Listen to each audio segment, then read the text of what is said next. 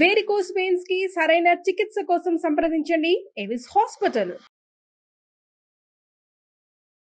నమస్తే, welcome to Suman TV. ప్రస్తుతం మనతో భారతీ శంకర పీఠాధిపతి వ్యవస్థాపకులు అన్నవరపు తిరుపతి మూర్తి అవధాని గారు ఉన్నారు. వీరితో ఈరోజు కొన్ని విషయాల్ని మనం చర్చిద్దాం. నమస్తే అండి గురుగారు. ఓం శ్రీ మహాగణాధిపతయే నమః. మనకి ఒక్కొక్కసారి ఏంటంటే కళ్ళలో చనిపోయిన వాళ్ళు కనిపిస్తూ ఉంటారు గురుగారు. అంటే అమ్మ నాన్న కానీ లేదంటే కొంచెం ఎవరైనా సరే కనిపిస్తూ ఉంటారు. అయితే ఒక్కొక్కసారి అలా కనిపించినప్పుడు కొంతమంది ఏమంటారంటే చెడు జరుగుతుంది అని అంటుంటారు, కొంతమంది ఏమో మీకు మంచి జరుగుతుంది అని అంటుంటారు. యాక్చువల్గా అంటే ఎవరు కనిపిస్తే, ఎలా కనిపిస్తే కళలో చనిపోయిన వాళ్ళు కానీ మనకి చెడు జరుగుతుందా లేకపోతే మంచి జరుగుతుందా, ఏం జరుగుతుంది అనేది శకునాలు. శకునము అనేటువంటిది అనేక రకాలుగా ఉంటుందమ్మా. మనం ఆలోచించే విధానం, ఆచరణ చేసే విధానాన్ని అనుసరించి కూడా కొన్ని ఉంటూ ఉంటాయి. మనం నార్మల్గా ఇంటి నుంచి మనం బయటికి వెళ్ళినప్పుడు పిల్లి కనిపించగానే మనకు శకునం అని అయిపోతాం. అలానే ఎవరైనా చనిపోయిన వ్యక్తి కనిపిస్తే కొంతమంది అమ్మను భయపడుతూ ఉంటారు. కానీ మనం ఏదైనా ప్రయాణం చేసేటువంటి సమయంలో శివం శవం అంతే తేడా. శివం శవం అంటే మనలో ఉంటే శివుడు, ఆయనలో ఉంటే శవుడు.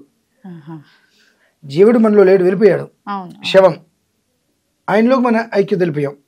ఆయన మనలో ఉన్నప్పుడు మనం శివం మామూలుగా ఇట్లా ఉంటూ ఉంటాం. ఆ శివం శవం, దైవం దయ్యం, ఈ అక్షరం మాత్రమే తేడా. దాన్ని మనం అన్వయించుకునే విధానం ఒకటి ఉంటుంది. అది మనం మంచిగా అన్వయించుకుంటామా మంచిగానే ఉంటుంది, చెడుగా అన్వయించుకుంటామా ఆ చెడుగానే జరుగుతుంది. ఏది జరగాలి అన్నా ప్రధానంగా మన యొక్క మెదడు, మన యొక్క మనస్సు ఎంత కంట్రోల్లో ఉందనేటువంటిది ప్రధానంగా మనం గమనించుకోవాలి. ఎందువల్లనంటే ప్రతి దాన్ని శకునము శకునము శకునము అంటూ ఉంటాం. అది దుశ్శకునం ఏంటి లేదంటే మంచిదేంటి? ఈ శకునాల్లో కూడా మంచివి ఉంటాయి, చెడువి ఉంటాయి. వాటిని మనం గమనించుకోవడం చాలా కష్టం. మనిషి బయటికి వెళ్తున్నప్పుడు శవం ఎదురైతే ఖచ్చితంగా శుభం. అంటే మనకున్నటువంటి కీడు వెళ్ళిపోయింది. నాకు కొన్ని సంవత్సరాలుగా నేను ఇంట్లోంచి ఏదైనా ప్రయాణం చేస్తుంటే ఖచ్చితంగా నాకు ఆ ఊరు దాటిలోపు ఎక్కడో ఒకటి ఏదో ఒకటి నాకు ఎదురుతుంది. అమ్మయ్య నేను క్షేమంగా తిరిగి ఇంటికి వస్తా. అంటే మనకు కొన్ని వాటికి శాస్త్ర ప్రమాణాలు ఉంటాయి. అలాగే కళలో చనిపోయిన వాళ్ళు కనిపిస్తే శుభం. అంటే మనకు జరిగేటువంటి కీడు తొలగిపోతుంది. అలాగే మనం చనిపోయినట్టు వస్తే ఇంకా మంచిది. కొన్ని రకాల కీడులు ఉంటాయి, అవి తొలగిపోయినట్టే. కళలో ఏమి రాకూడదు ప్రధానంగా అంటే మనం అన్నం తింటున్నట్టు రాకూడదు.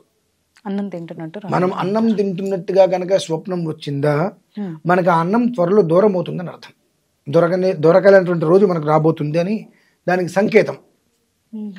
దుస్వప్నాలు, దుశ్శకునాలు అంటుంటాం కదా, ఇవి కొన్ని మనకు ఏముందిలే అనుకుంటాం. కానీ అన్నం తింటున్నట్టుగా వస్తే ఒకరికి పెడుతున్నట్టు రావచ్చు, ఒకరికి పెడుతున్నట్టుగా రావచ్చు. అది వృద్ధి చెందుతుంది.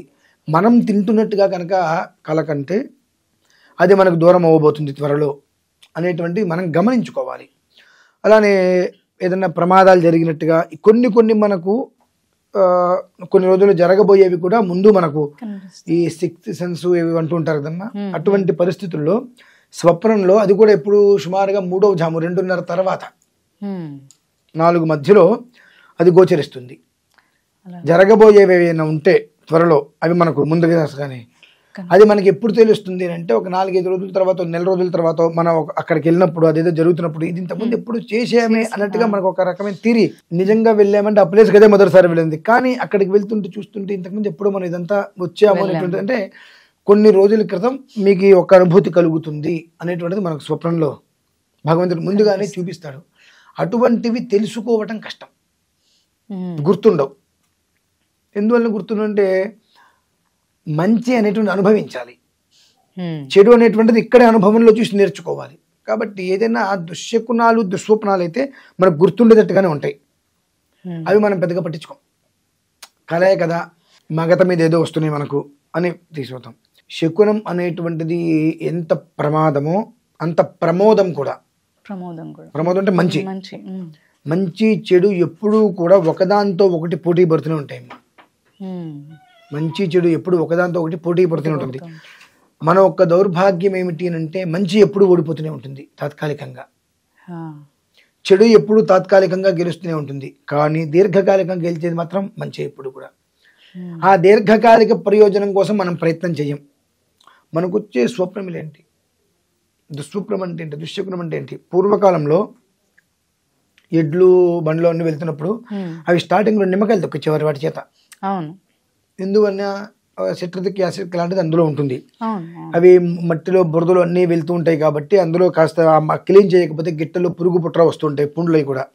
ఆ నిమ్మకాయ తొక్కించడం వల్ల అందులో ఉండేటువంటి సిట్రిక్ యాసిడ్ లాంటిది వచ్చేసేసి క్లీన్ చేస్తాయి, అందులో ఉండేటువంటి బ్యాక్టీరియాని మొత్తం అంతా తీసేస్తుంది. దానికోసం అప్పట్లో పెట్టేవారు. ఇప్పుడు కొత్త బండి కొనగానే నిమ్మకాయ పెడుతున్నారు. దాని రీజన్ ఏంటి, ఇది ఎందుకు చేస్తున్నారు, అప్పుడు ఎందుకు చేసేవారు అనేటువంటి విషయాన్ని మనం గ్రహించుకోవాలి. ఆ గ్రహించుకోకుండా అప్పుడు అది పెట్టారు కాబట్టి ఇప్పుడు ఇది పెడతాం, ఇప్పుడు ఎందుకు పెట్టాలి తెలుసా అంటే అట్లా శకునాలు ఇవన్నీ.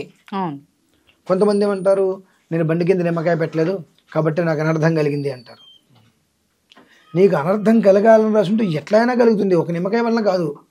మరి నిమ్మకాయ ఎందుకు పెట్టాలి అంటే బలి అనేటువంటిది కోరదు, నిమ్మకాయ అనేటువంటిది బలి కోరదు. కాబట్టి ఆ నిమ్మకాయ తొక్కిస్తారు కాబట్టి ప్రాణాపాయ స్టేజ్ లేకుండా చిన్న చిన్న దెబ్బలు తగిలినా ప్రాణాపాయ పరిస్థితి వద్దు అని చెప్పి నిమ్మకాయలు తొక్కిస్తూ ఉంటాం. అది ఒక విధానం. ఇవి మనం తెలుసుకోవాలి. వాళ్ళు నిమ్మకాయ తొక్కిచ్చారు కదా, నేను దెబ్బకాయ తొక్కిస్తాంటే కాదు కదమ్మా. అంటే నిమ్మకాయ తొక్కించడం వెనకాల ఏంటి, బల్లి వలన ఉపయోగం ఏంటి, మనిషి చనిపోయిన మనిషి కళ్ళలో కనిపించారంటే దాని యొక్క అర్థం ఏంటి, ఒకసారి చాలా భయంకరంగా ప్రమాదాలు అయినట్టుగా వస్తూ ఉంటాయి. అది మనకు గుర్తొచ్చినప్పుడు కొంచెం జాగ్రత్తగా ఉండాలి మనం. అంటే మనకు ముందుగా ఆయన నీకు ప్రమాదం జరగబోతుంది, జాగ్రత్తగా ఉండు. తస్మాత్ శాస్త్రం ప్రమాణంతే వర్తతే. కాబట్టి భగవంతుడు ప్రతి జీవిలోనూ ఉంటాడు. ఇందాకన్నాక మొదట్లోనే కూడా శివం శివం అని చెప్పి భగవంతుడు ప్రతి జీవిలోనూ లోపల ఉంటాడు. ఆ ఉన్నప్పుడు భగవంతుడు నిన్ను తట్టి లేపుతాడు. ఆ సమయంలో నాన్న నీకు జరగబోతుంది ప్రమాదం, నీకు ముందే తెలియజేస్తున్నాను, జాగ్రత్త పడు అని చెప్పి. మనం ఏంటం పొద్దులేమని ఏదో కళ వచ్చింది, ఆ పెద్ద బ్రహ్మాండం ఏంట్లే, మన పని మనం వెళ్ళిపోతాం. అవి ఎందుకు భగవంతుడు సూచిస్తాడు అని అంటే, జగత పితరౌ వందే పార్వతీ పరమేశ్వరవు. జగత్తు మొత్తానికి తల్లిదండ్రి అయ్యేవాళ్ళు, నీకు కూడా తల్లిదండ్రిగా. కాబట్టి నీకు కష్టం వస్తే వారికి ఇక కష్టం, కాబట్టి నీకు కష్టం రావద్దు నాన్న, నీకు ఇది వస్తుంది అని చెప్పి మంచి చెడు రెండు కూడా నీకు స్వప్నంలో చూపిస్తున్నాడు. ఎందుకంటే మనిషి పడుకున్నాడు అంటే శవంతో సమానం. ఆ జీవం ఉంటుందో లేదో కూడా ఎవరికి తెలియదు లేచేంత వరకు. మనిషి పడుకున్న తర్వాత మనం పొద్దున్న నిద్రలేస్తాం, లేచేంత వరకు లేస్తామో లేదో మనకు తెలుసా, తెలియదు. కాబట్టి పడుకున్నప్పుడు శవంతో సమానం పూర్తిగా కూడా. ఆ సమయంలో ఏమవుతుందంటే జీవాత్మ పరమాత్మ మధ్యలో సంఘర్షణలు జరుగుతాయి. జీవాత్మ పరమాత్మ మధ్యలో సంఘర్షణ అంటే మాటలు, ఏదెట్లా ఆ మాటలు జరుగుతున్నప్పుడు బ్రాహ్మీ ముహూర్త కాలానికి ముందు, బ్రాహ్మీ ముహూర్తం అంటారు, దానికి ముందు కాలంలో నీకు స్వప్న సాక్షాత్కారం చేస్తాడు. మంచి అయినా చెడైనా రెండు లోపు వచ్చేటువంటి విషయాలు మనం పెద్దగా పట్టించుకోకర్లేదమ్మా. తర్వాత ఆ వచ్చిన స్వప్నం ఏదైతే ఉంటుందో అది దుస్వప్నమా లేదంటే మంచిదా అనేటువంటి విషయం మీకు మెరుగుతో తెలిసిపోతుంది. దుస్వప్నం అనుకోండి, మనస్సంతా ఏదో ఆందోళనగా, తల పట్టేసినట్టుగా, అనీజీగా, ఇబ్బందికరంగా మనం లేవడమే వస్తుంది. అది వచ్చిందంటే ఏదో దుశ్శకనం నీకు రాబోతుంది, దుస్వప్నంలో నీకు వచ్చింది, నువ్వు మర్చిపోయావేమో, జాగ్రత్తగా ఉండు అని. లేదు పొద్దున్న లేవంగానే చాలా ప్రశాంతంగా, ఒక్కొక్కసారి ఏదో కొత్తదనంగా నిర్మలంగా అనిపిస్తుంది, నీకేదో శుభయోగం కలుగుతుంది అనేటువంటిది నీకు స్వప్నమే సాక్షాత్కారంగా. నీకు చాక్షుష్మతి జ్యోతిష్మతి అని ఉంటాయి మీ రెండు కొన్ని మంత్రసిద్ధిలో. ఈ చాక్షుష్మతి జ్యోతిష్మతి అనేటువంటిది ఏమిటి అంటే నీ కళలో వచ్చింది ఏంటి అనేటువంటిది జ్యోతిష్మతి మంత్రంలో మొత్తంగా నీకు తెలియజేస్తుంది.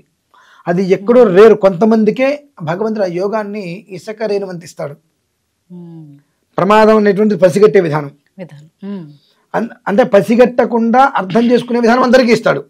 ఇది లేవంగానే అనీజీగా చికాగా తలనొప్పితో లేవటం అనేటువంటిది ప్రతి మనిషి నిత్య జీవితంలోనూ ఇచ్చేస్తాడు. ఇది కొంతమంది లేవంగానే చాలా ప్రశాంతంగా నిర్మలంగా. ఈ చాక్షుష్మతి జ్యోతిష్మతి అయినటువంటి ఏదైతే ఉంటుందో దాని యొక్క ఇసగలేనంత శక్తి కొంతమందికి ఇస్తాడు. వారికి కళ్ళు తెరిచి లేవగానే మనకు తెల్లవారుజామున వచ్చిన స్వప్నం ఏంటి, ఓకే జాగ్రత్తగా ఉండాలి, మనం కయ్యాన్ని కాళ్ళు వద్దు, ఎవరితో గొడవలకి వెళ్ళద్దు, ఎంతసేపటికి మౌనంగా ఉందాం, ఏ వారం రోజులు మంచిగా ఉంటే చాలా బాగుంటుంది. లేదు ప్రశాంతంగా ఉంది, ఏదో మనకు రాబోతుంది అనుగ్రహం, సిద్ధంగా ఉందాం పుచ్చుకోవడానికి అని కొంతమందికి మాత్రమే ఇసగలేనంత పెడతాడు. మిగిలిన వాళ్ళకి లేవతంతోటే వాళ్ళ యొక్క విధానంతో ఇచ్చేస్తాడు.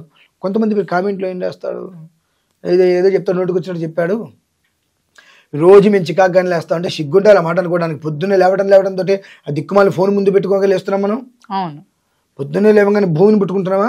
లేవటంటే ఎట్లా లేవాలి? పొద్దున్న కళ్ళు తెరిచేలోపు భూమిని ఇలా స్పృశించి ఇలా కళ్ళు తుడుచుకొని కరాగ్రే వసతే లక్ష్మి అనుకుంటూ ఇలా చూసుకొని కళ్ళు తెరవాలి. మనం పొద్దున్నే పక్కన ఉంటున్నట తల కింద దీపం వరకు పెడతారు చనిపోయిన వాళ్ళు కదా, ఆ తల కింద పెట్టుకుని ఫోన్ మనం ఇక మనం బ్రతుకున్నాం మనకే గుర్తులేదు.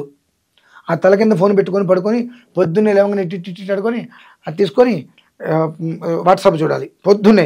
ఇక నువ్వు లేవడంతో ఫోన్ పట్టుకొని చూస్తే నీకు వచ్చింది మంచిగా చెడ్డ నీకెలా తెలుస్తుంది? ఇంకా ఆ విచక్షణ నువ్వు కోల్పోయి ఎదుటి మనిషిని మాట్లాడుతున్నావు. కాబట్టి శకునం ఎందుకు వచ్చిందనేటువంటి విషయం గమనించుకునే విధానం నీకే భగవంతుడు ఇచ్చాడు.